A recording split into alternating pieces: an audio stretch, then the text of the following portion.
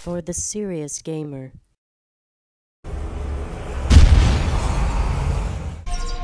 Hey everybody, it's Anakinnnn with Next Gen Tactics, and this is the last video I'm submitting for the Directors Contest. This final week is about live commentary, and that's what I'm doing tonight. Live commentary, and boy are you guys going to be surprised. There's going to be a bunch of blank looks out there, sadly. This game is called Supreme Commander, and let me tell you gang, this is an awesome RTS. This is one of the best games out there. I'm telling you, don't let anybody tell you anything different. This game is phenomenal in the ability to really have some great war games. The game is Supreme Commander 2, like I said. It's a successor to Supreme Commander from about, I guess, 3 years ago now. And the game Supreme Commander, oddly enough, if you're not up on your gaming history, is a successor to a game from 1997 that I played the heck out of called Total Annihilation. And Chris Taylor is the developer. He was with Cave Dog Entertainment back in '97, and he created Total Annihilation as a kind of a you know, his version of some of the other games that were out at the time, like Command & Conquer and Warcraft, the original Warcraft, and I don't mean World of. The original Total Annihilation is one of the very first 3D RTSs. All the units actually had a 3D model associated with them. You know, it took several years, actually 10, a full decade, for him to come back out with a game that was obviously kind of like the original. And we got Supreme Commander, and it was epic, absolutely phenomenal. And this game is the successor to that, and boy did they change up a lot of stuff. The game is extremely different. In fact, a lot of hardcore fans from the first one did not like it in the slightest, and that's a real sad situation because the game was just great. I mean, absolutely great. The game, let me tell you a little bit about the game now that I'm kind of getting in here. I'm trying to play it at a little faster rate, certainly faster than I normally do. But the game has 3 factions. It's got UEF, which is the United Earth Federation. Yeah, don't roll your eyes. Yeah, I know it's not exactly original here, but that's actually one of my favorite races to play. They have some great units. The couple of the other races are the Cybran, and that's kind of a cybernetic technology-based race. The UEF is kind of your middle ground, you know, your typical human, you know, Earth futuristic force. Cybran, like I said, they're kind of a cybernetic, very technology-oriented race. And then you've got the Illuminate, which in the last game, before this one, used to be called the Aeon.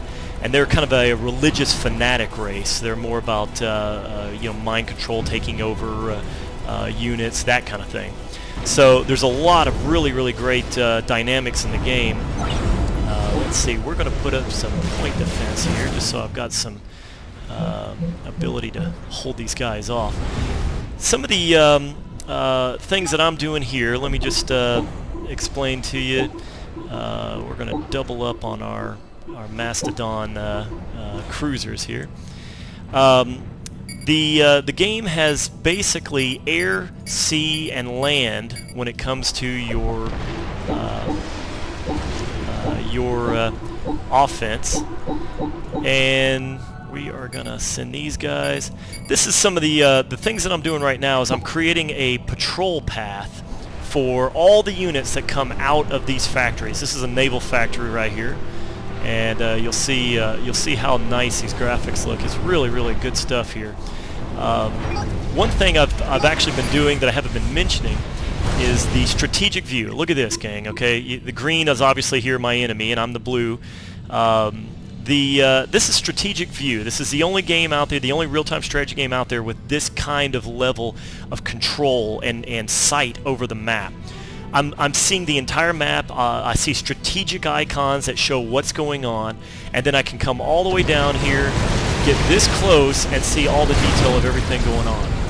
Fantastic stuff here. And, oof, hang on here. They're making a push. Let me get back to what the heck I'm doing. And let me get some defenses going on here. Alright. Get some shields up here in a minute because, boy, they're putting one over on me, that's for sure. Alright, back to what I was saying here. Let's see if I have gotten to that point. Nope, I have not gotten to that point. This screen I'm coming up here is a technology tree screen. This covers various parts of the screen. You land, air, sea, and your base itself, and then your ACU, which is the Armored Command Unit, which is you, the Supreme Commander. And speaking of the Supreme Commander, let me tell you a little bit about that unit. The name of the game comes from this unit, and the idea is that's actually you.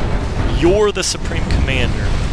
You're the one piloting this unit as a human, and the rest of everything, all your other units, are completely robotic, units controlled by you.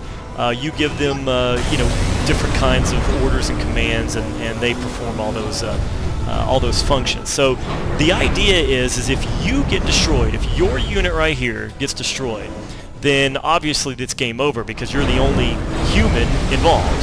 This is that's you. So if you get destroyed, then game over. So that's kind of the idea behind it. We are going to make some radar here, and we're also going to put some artillery, and then we're going to do the same thing over here. I am not doing well. I don't normally play at this speed, but it's certainly fun and interesting to say the least. Let's see if I can come back over here. Alright, and we are going to make these structures a little bit better here. I'm having a difficult time with some of my units. Make the structure slightly cheaper. Alright, and I've got land, air, and sea here coming out. And you'll see my my cruisers here are kind of shelling into his base. You'll see a lot of that going on here shortly. I'm going to see if I can get some of this going. We are going to pause this. Now, some of the nice things about this game, I mean, here I am. I've got an endless queue of units that I'm building here. This shows me the units that I'm building. Here's the repeat orders from now on. But you know what's nice? Just pause. If I'm having some economic troubles, I can go ahead and pause that and be able to focus on things that I need more. Like right now, I really need to get these artillery built so I can kind of hold off some of these early offensive groups that keep coming in. They're really giving me a run for my money here. We're going to increase our mass income. There's two resources in the game. Ooh, this isn't looking good. There's two resources in the game. There is mass and there is energy. And mass is always the hard one to come by. Energy isn't too bad. You can you can kind of get by with very minimal energy stations, and that's what these are here. But the mass, you have limited numbers of mass spots that you can actually mine mass from on the map, and that's what these show here. So you're always struggling to get mass. So we are going to cancel this. Let me tell you, I've got the commander right now queued up for all kinds of different deals. We are actually going. Oh, never mind. I was going to cancel this, but we're going to let him finish off on that, and then he's going to walk across the map. This is going to give some artillery here. Again, this is obviously playing at much faster speed. Normally I don't do this. I'm trying not to lose you guys' attention here. So we are going to build some more defensive units over here. Look at all that. Look at that artillery tearing these guys up. Alright, we are going to try to... Here's a mass converter, and we're going to up our energy. Where are my guys? Okay, here we go. This guy is going to build some mass converters. This is actually one of the best things to keep your economy going. The mass converters will take your excess energy and convert it to mass. it's at a very, very high ratio, very high price to do that. But let me tell you, it's absolutely worth it. You can't hardly live without it.